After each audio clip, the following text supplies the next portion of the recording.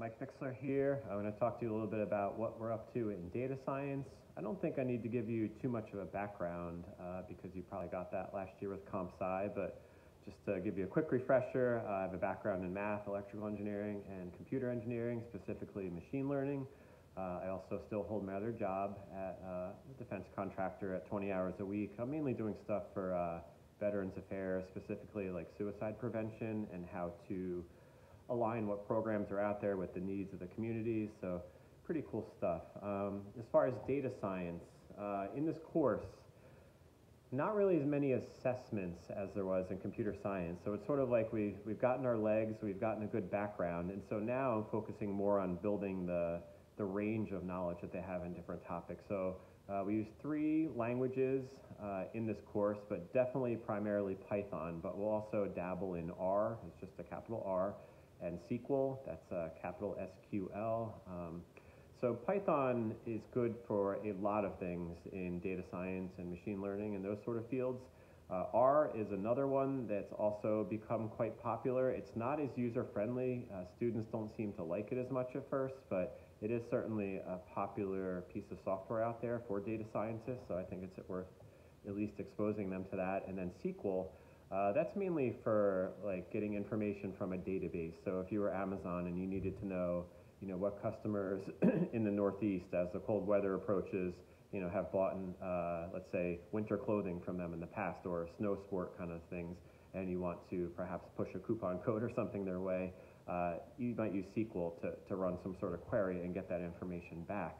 And so that plays nicely into data science because you often want to get some information from somewhere in an orderly fashion and then do some additional analysis on it. So it's very good to know both a mix of things like Python and SQL. In this course, like computer science, we're mostly using like open source textbooks. I'm not having them lug something home every day.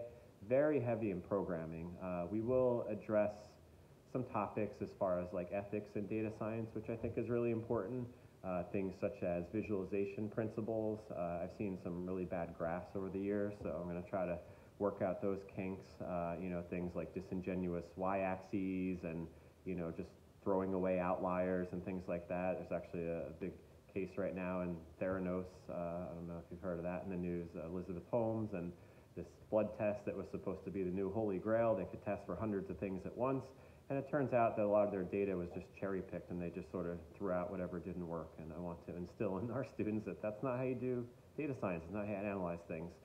And so, probably I should have talked about this a little earlier. Data science is really like a combination of mathematical analysis, some statistics, sometimes some machine learning.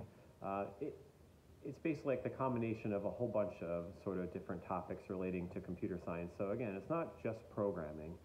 But there's certainly a lot of stuff that we could cover. There's whole degrees just on this topic. And so with that in mind, I'm going to scratch the surface of as many things as possible and try to dig deeper where I think time warrants. But it can be tricky. Some lectures, like in computer science, will be based off of PowerPoint, but most are really just built off of code examples and explanations that I'm going to provide to them, and they will do exercises and labs relating to that. So very much less assessment heavy than many other courses, and again, I think they appreciate that. We're still continuing with tech articles a couple times a week just to keep them in the loop as far as what's happening out there. We talk about Tesla a lot, self-driving cars, some of the challenges with that, and that all relates to not just computer science in general, but definitely data science. Just for example, today we had a little technological exploration into something called natural language processing, which is this idea of using computers to process human language, whether it's a company analyzing how people are tweeting about their company. Perhaps airlines or cable companies, they get a lot of hate, but if you look at the proportion of positive versus negative tweets over time, you can see how the perception of your company is changing. So that's just one example, and there's many others. As far as what we use for online resources, we use Codecademy a bit. Last semester, that's an awesome website where you can run code and learn topics right there in the browser window without having to download anything. We've once again gotten a premium access to that, which is normally quite expensive, but because it's education, it's nearly free, and I think that'll be a wonderful resource. So in addition to some of the required courses that we'll be doing on there, I've also given them the task of finding some independent course that they're interested in beyond the scope of what we do here. And, again, very little limitations as far as that, and that's kind of a semester-long project. By, let's say, January, you'd complete 20 hours worth of material, but that's, the maximum extent of like a side project that we're doing. Kind of like computer science. We're going to do a final project at the end of the course. They'll be given about 2 weeks to do it. Kind of same deal. They'll find a topic that interests them, find a good data set, propose some research questions, write some code, create some visuals. But again, we're digging deeper now. We're using more things like machine learning and stuff that might take 10 minutes to run this little cell of code, as opposed to the 100th of a second that it took with some of the earlier stuff we were doing last semester. So we're kind of taking it up a notch. And this is still this course is a little more in its infancy than some others, but so far it's gone quite well. And last year the projects were pretty impressive.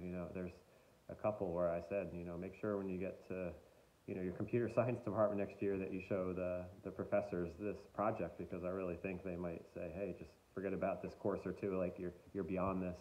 As far as similarity to college courses, when I developed this course, I pulled from a lot of different places. Harvard has an intro data science course. They have some open source good slides and things that we've taken bits and pieces of. University of Maryland also has an excellent data science course, and I've talked to the professor there, and he gave his blessing to take and adapt things, and he just said how cool it was that here as high school students that they were getting this, because he hadn't really heard from any other high school teachers. So that's good to hear. I hope we're preparing them well. I think we are. And if you need to reach me, my email is mbixler@mail.ocvts.org. That's definitely the best way to reach me, and I appreciate your time.